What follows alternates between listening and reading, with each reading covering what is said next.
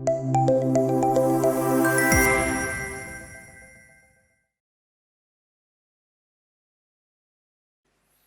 saudara-saudara, hari ini saya ajak kita untuk melihat kembali tentang pribadi Yesus Kristus yang sudah bangkit dari kematian.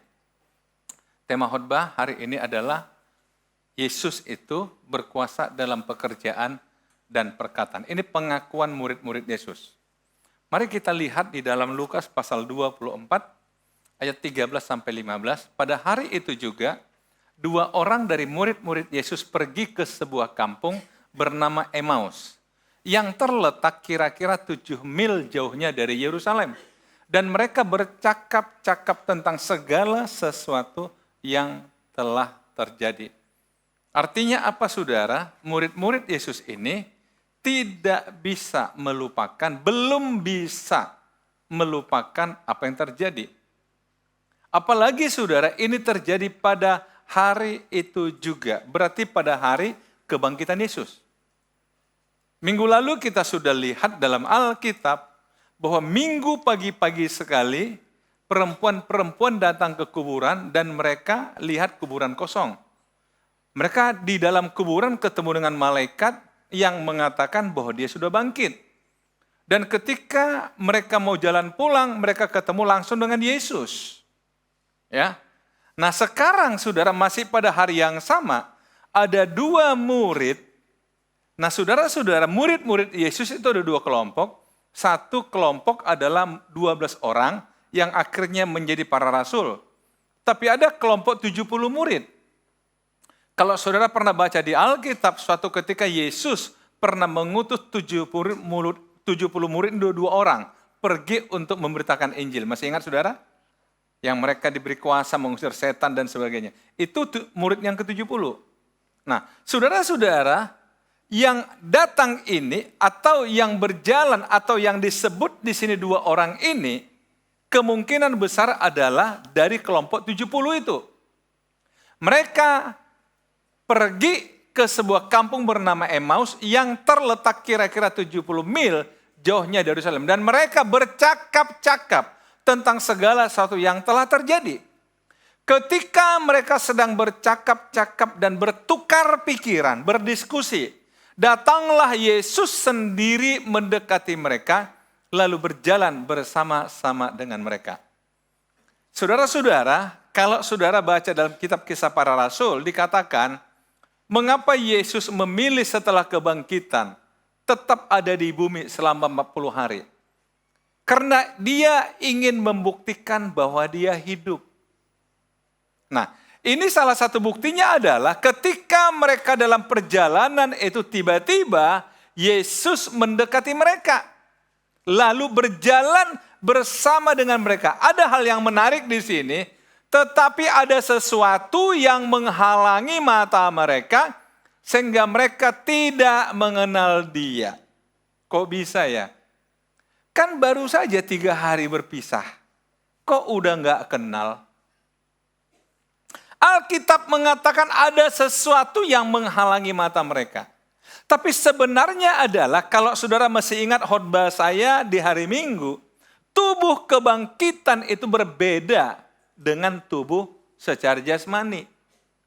Tubuh Yesus adalah tubuh yang sudah diubahkan. Makanya mereka gak kenal.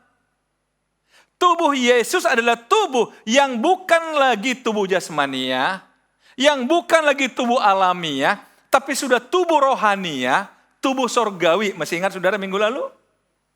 Jadi ini sebuah contoh, Yesus tunjukkan dirinya, tiba-tiba bersama dengan mereka, berjalan, mereka nggak kenal. Mereka nggak kenal. Nah, lihat, Yesus berkata kepada mereka, apakah yang kamu percakapkan sementara kamu berjalan? Maka berhentilah mereka dengan muka muram. Saudara bisa coba memahami kenapa ketika ditanya tiba-tiba mereka berhenti dan mereka muram. Mereka heran. Keheranan mereka buktikan dengan berkata, seorang dari mereka namanya Kleopas menjawabnya, adakah engkau satu-satunya orang asing di Yerusalem yang tidak tahu apa yang terjadi di situ pada hari-hari belakangan ini. Dengan muka muram, mereka katakan, kau orang asing ya? Kau nggak tahu yang terjadi di Yerusalem yang menggemparkan seluruh masyarakat? Kok kau nggak tahu? Nah saudara lihat, ini cara Yesus mencoba berkomunikasi pada mereka. Mereka nggak kenal. Mereka nggak tahu bahwa itu Yesus. Katanya kepada mereka, apakah itu? Jawab mereka, apa yang terjadi dengan Yesus orang Nazaret? Kemudian mereka kata apa? Dia adalah seorang nabi yang berkuasa dalam pekerjaan dan perkataan di hadapan Allah dan di depan seluruh bangsa kami. Dari sini sambil tema khotbah saudara. Dia adalah seorang nabi yang berkuasa dalam pekerjaan dan perkataan di hadapan siapa? Allah dan di depan seluruh bangsa kami. Perhatikan saudara, berkuasa dalam pekerjaan dan perkataan. Saya coba mengkaji, mengambil pemahaman bagi saya saudara, kenapa harus dibedakan berkuasa dalam pekerjaan dan dalam perkataan. Ada orang berkuasa dalam pekerjaan tetapi tidak berkuasa dalam perkataan. Kenapa? Dia hanya mengerjakan sesuatu yang diperintahkan kepada dia. Jadi dia ada di bawah perintah. Tapi kalau ini berkuasa dalam pekerjaan perkataan, dia mengerjakan sesuatu tapi perintah juga dia yang punya. Artinya apa? Tidak ada yang lebih dari dia. Makanya murid-murid ketika mencoba menyimpulkan apa yang Yesus lakukan selama bersama dengan mereka. Mereka cuma punya satu kesimpulan. Wow, dia ini berkuasa dalam pekerjaan dan dalam perkataan. Karena apa? Mereka menjadi saksi. Tidak ada yang tidak terjadi apapun yang dikatakan Yesus. Berarti berkuasa dalam perkataan. Dan Yesus bisa buat apapun, mengerjakan apapun. Dari mulai mengubah air jadi anggur. Memberi makan 5.000 orang hanya dengan 5 roti 2 ikan. Menyuruh angin berhenti di tengah danau. Apalagi saudara, membangkitkan orang mati, menyembuhkan orang sakit. Hanya dengan perkataan. Itulah sebabnya mereka kata dia adalah nabi yang berkuasa dalam pekerjaan di hadapan Allah, bukan hanya manusia, saudara. Dikaitkan Allah dan manusia. Jadi, saudara, ini sebuah pengakuan iman bahwa Yesus itu berkuasa di bumi dan di sorga. Saudara-saudara, inilah keyakinan mereka. Dan saya berharap ini juga menjadi keyakinan kita. Menjadi dasar iman kita. Tetapi imam-imam kepala dan pemimpin-pemimpin kami telah menyerahkan dia untuk dihukum mati dan mereka telah menyalibkannya. Padahal kami dahulu mengharapkan bahwa dialah yang datang untuk membebaskan bangsa Israel. Tapi sementara itu telah lewat 3 hari sejak semuanya itu terjadi. Saudara, mereka berharap Yesus itu tetap tinggal di bumi karena dia berkuasa dalam pekerjaan dan perkataan. Mereka berharap Yesus memerdekakan Israel di zaman itu. Melepaskan diri dari kekuatan politik, yaitu kerajaan Romawi. Itu maunya mereka. Kenapa? Bagi mereka Yesus sangat memenuhi syarat. Tetapi mereka lupa. Misi Yesus datang ke dunia pada masa itu bukanlah misi politik, tapi misi rohani. Saudara-saudara, kalau saudara coba baca, apakah sekarang orang-orang Israel yang ada di Israel percaya pada Yesus? Enggak. Karena misi mereka, pemahaman mereka, kalau Yesus datang ke dunia, mendirikan kerajaan di bumi. Itulah sebabnya mereka kecewa menolak Yesus dan menyalibkan Yesus. Jadi saudara-saudara, dari satu sisi, karena kekecewaan mereka lah waktu mereka meminta Yesus jadi raja, Yesus nggak mau, akhirnya mereka salibkan Yesus. Itu di sisi lain saudara yang membuat mereka menyalibkan Yesus. Mereka berharap dia yang akan membebaskan bangsa kami. Karena cukup lama mereka menderita dari mulai di bawah tekanan kerajaan Babilonia, kemudian masuk pada kerajaan Yunani, sekarang masuk pada kerajaan Romawi. Ratusan tahun mereka tetap tidak merdeka, padahal mereka mengaku sebagai bangsa pilihan Allah. Itu yang mereka harapkan, saudara. Jadi lihat, mereka bercerita. Waktu ia duduk, akhirnya mereka masuk di sebuah rumah. Waktu ia duduk makan dengan mereka, ia mengambil roti, mengucap berkat, lalu memecah-mecahkannya dan memberikan kepada mereka. Ketika itu terbukalah mata mereka dan mereka pun mengenal Dia. Saudara lihat, ketika Yesus mengambil roti, mengucap berkat, lalu memecah-mecahkannya dan memberikannya kepada mereka, mereka mulai ingat. Bukankah kami semalam yang lalu Yesus melakukan ini untuk kita? Dan ketika Yesus mengulangi perbuatan itu, tiba-tiba mereka baru istilah sekarang ngeh. Oh, ternyata dia ini Yesus. Saya coba melihat di sisi yang berbeda, saudara. Kadang-kadang karena kesedihan kita, karena pergumulan kita, yang terlalu menguasai pikiran kita, sehingga mata kita pun tidak bisa melihat bahwa ternyata ada Tuhan bersama dengan kita. Tapi ketika Tuhan ingatkan kita pada sesuatu, akhirnya, oh ternyata ada Tuhan di tempat ini. Saudara-saudara. Jadi saudara coba lihat, kenapa Yesus tiba-tiba gabung dengan mereka dalam perjalanan? Karena mereka sedang muram, sedang bersusah hati. Jadi apa yang dikatakan Yesus, marilah kepadaku yang letih lesu, engkau yang berbeban berat, aku memberikan kelegaan kepadamu. Artinya begini saudara, dalam kesusahanmu sebenarnya Yesus ada. Dalam kesedihanmu sesungguhnya Yesus yang bangkit itu ada. Inilah Yesus, dia temani mereka. Dan barulah mereka ngeh, terbuka, ya. Tapi yang menarik adalah begitu mereka tersadar, langsung Yesus lenyap dari tengah-tengah mereka. Kenapa? Tubuh kebangkitan dipakai lenyap, tidak lagi dibatasi oleh ruang dan waktu. Enggak lagi, saudara. Tubuh jasmani kalau Yesus masih ada di bumi, dia dibatasi oleh ruang dan waktu. Kalau dia ada di Nazaret, nggak mungkin ada di Bethlehem atau di Yerusalem, betul? Tapi setelah ini dia bisa hadir kapanpun. Bahkan kalau saudara ikuti kisah berikutnya, keadaan pintu semua tertutup, tiba-tiba Yesus ada di dalam.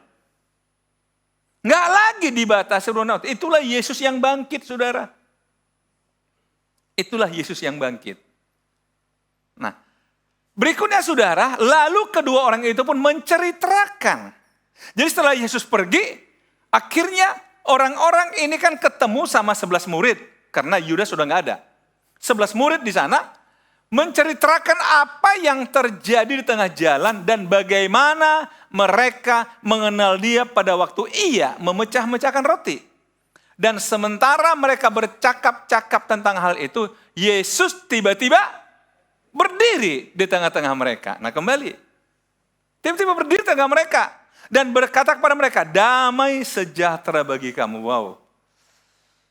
Tiba-tiba datang, ucapan pertama apa? Damai sejahtera bagi kamu. Ini kumpulan yang sedang bersedih. Kumpulan yang masih berduka. Tapi tiba-tiba datang Yesus. Dan Yesus katakan damai sejahtera bagi kamu. Saudara-saudara, kesusahan kita, kesedihan kita kadang-kadang membuat kita lupa apa artinya damai sejahtera. Bagaimana rasanya perasaan damai? Karena kita dikendalikan oleh pikiran kita. Lihat, mereka nggak kenal siapa Yesus. Dan ketika mereka belum percaya karena girangnya masih heran, berkatalah ia pada mereka, adakah padamu makanan di sini? Mereka juga nggak tahu itu Yesus. Nah, saudara, ada hal yang menarik bagi saya di sini. Lihat, tadi kan dua orang itu, mereka sudah tahu ini Yesus. Dan Yesus pergi lenyap, hilang. Tiba-tiba Yesus nongol lagi di kumpulan itu, cuma sudah ditambah dengan 11 murid. Kok dua orang juga nggak kenal lagi? Kenapa? Yesus berkuasa dalam pekerjaannya dan dalam perkara. Artinya begini Bapak Ibu, Yesus bisa hadir dengan cara apapun di rumah saudara, di tempat bekerja saudara, di tempat di mana saudara sedang susah hati. Yesus bisa hadir di situ. Tapi pertanyaannya, saudara sadar enggak kalau Yesus ada di situ? Nah, untuk menyadarkan yang tadi, dua murid tadi, Yesus sengaja ambil roti pecah-pecahkan. Dan bagikan, baru ada Tuhan di sini. Di sini beda lagi, dia nanya makanan. Jadi Yesus itu saudara suka makan. Enggak gini, sebenarnya bukan malah suka makannya saudara. Yesus itu tahu bahwa manusia itu sangat mementingkan namanya makan. Halo? Jadi kalau Yesus, baca Alkitab, sering kali Yesus mengajak muridnya makan bersama. Makan bersama. Bahkan orang banyak pun dikata kasih mereka makan. Makanya kita nanti ada makan habis ibadah. Benar, saudara tahu, saya sejak RPC dimulai, saya katakan, yuk kita budayakan makan-makan. Karena Yesus itu suka makan. Tapi di balik itu sebenarnya begini, mari kita tes saudara. Kalau ada orang kita ajak makan, dia mau, berarti tidak ada masalah antara kita dengan dia. Atau kita sedang baik-baik saja dengan dia, betul nggak? Karena itu saudara, kalau saudara mau ngetes orang, apakah dia sedang baik-baik saja dengan Anda atau tidak? Coba telepon dia, makan yuk. Kalau bilang, enggak, aku kenyang. Berarti ada masalah. Tapi, ayo, di mana? Berarti aman-aman saja, saudara. Enggak percaya, nanti, besok mulai. Siapa kira-kira yang saudara agak ragu? Dia suka apa, tidak sama saya. Langsung, WA dia. Ngopi yuk. Kalau katakan, ayo, di mana kita ngopi? Berarti baik-baik saja. Saudara bisa batalkan. Karena saudara sudah tahu bahwa baik-baik saja. Tapi saudara, saya coba melihat, iya ya. Coba tubuh kebangkitan, adakah makanan padamu? Adakah pada makanan hari ini?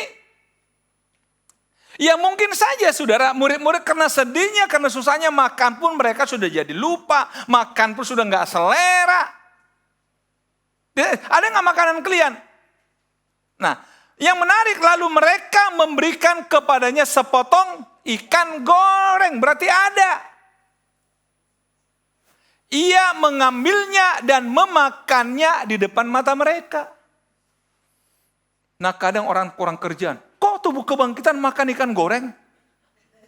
Berarti ikan goreng bawa ke sorga. Woi, itu kan pikiran kita. Ingat, Yesus berkuasa dalam pekerjaan dan perkataan. Urusan dia. Jangan kita batasi kuasa Yesus dengan kuasa kita. Dengan pikiran kita.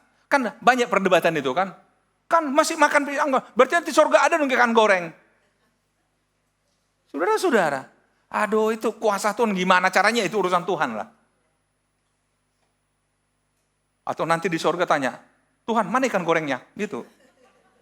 Gak perlu juga langsung gak penting-penting amat itu saudara. Tetapi ternyata hal sederhana yang Yesus lakukan ini, lalu ia membuka pikiran mereka. Membuka pikiran mereka. Sekali lagi Bapak Ibu, saudara-saudara, ingat damai sejahtera bagimu. Kalau kita belum paham, Yesus selalu pakai cara untuk mengingatkan kita tentang kehadirannya. Cuma kadang-kadang kita yang tidak terlalu peduli, saudara. Karena itu ada orang-orang berkata begini, coba lihat dalam kesusahanmu, dalam kesedihanmu, dalam pergumulanmu. Siapa tahu Tuhan sebenarnya sedang menyatakan dirinya dengan cara yang engkau tidak duga. Yesus nggak bisa dibatasi, saudara. Tetapi kadang-kadang karena kita terlalu dikendalikan oleh masalah kita nggak peduli. Sekali lagi saudara, Yesus hadir dalam kesusahan mereka. Yesus hadir, Yesus ada. Sehingga mereka mengerti kitab suci, katanya pada mereka, ada tertulis Mesias harus menderita dan bangkit dari antara orang mati pada hari yang ketiga. Kembali hari yang ketiga, ya, yang udah kita bahas hari Minggu kemarin. Dan lagi dalam namanya berita tentang pertobatan dan pengampunan dosa harus disampaikan kepada segala bangsa, mulai dari Yerusalem. Kenapa Yesus justru ingatkan masalah pengampunan? Bukan ingatkan berbagai mujizat yang lain, saudara. Mari kita kembali, damai sejahtera bagimu. Masalah terbesar manusia adalah hubungan dengan Tuhan yang tidak harmonis. Itu yang merebut damai sejahtera kita. Kalau kita baca Alkitab, tidak mungkin orang memiliki damai sejahtera kalau dia belum berdamai dengan Allah atau belum diperdamaikan dengan Allah. Caranya gimana? Pengampunan. Dosa kan hubungan dengan Tuhan. Saudara masih ingat barangkali beberapa minggu yang lalu saya katakan pada kita, mari kita membiasakan diri kalau ke gereja, ambil waktu untuk berdamai dengan Tuhan, untuk minta ampun kepada Tuhan. Karena nggak mungkin kita nggak salah dalam berbicara, nggak mungkin kita nggak salah dalam bertindak, saudara. Karena kita masih manusia yang masih dalam daging. Supaya apa? Ketika kita pulang dari gereja, benar-benar kita pulang dengan damai sejahtera. Karena apa? Pengampunan. Penghapusan dosa. Ini yang Yesus ingin ulangi, saudara. Masalah-masalah yang lain, itu masalah sepele bagi Tuhan. Masih ingat berapa minggu lalu saya khotbah, manakah yang lebih mudah? Masih ingat, saudara? Menyembuhkan orang lumpuh atau mengampuni dosa. Yesus tanya, mana lebih mudah? Bagi Yesus, apapun yang engkau hadapi di hidup ini terlalu mudah bagi Tuhan itu. Tapi yang paling sulit sebenarnya adalah pengampunan dosa. Karena untuk itu dia harus tersalib. Dia harus tersalib, saudara. Karena itu, Yesus katakan kemudian hari, kamu adalah saksi dari semuanya itu. Kamu adalah saksi mata. Karena itulah mereka, para murid, menulis Injil. Menceritakan apa yang dilakukan Yesus. Termasuk yang hari ini kita baca. Ini adalah ditulis oleh salah satu rasul murid Yesus, yaitu Lukas. Dia saksi sejarah, saksi mata. Tetapi juga harus menyaksikan bahwa Yesus mati untuk dosa-dosa kita. Sekali lagi, saudara, mungkin kita merasa, aduh enak ikut Tuhan, diberkati ini, iya. Tetapi yang terpenting adalah pengampunan dosa. Mari, saudara, katakan pada orang-orang di luar sana, sahabat-sahabat saudara, yang mungkin mereka sudah lupa apa arti damai sejahtera. Hadirkan Yesus dalam hidup mereka. Hadirkan Yesus di rumah mereka. Hadirkan Yesus di bisnis mereka. Supaya mereka juga bisa mengalami pengampunan dan damai sejahtera dari Bapa. Tuhan Yesus memberkati.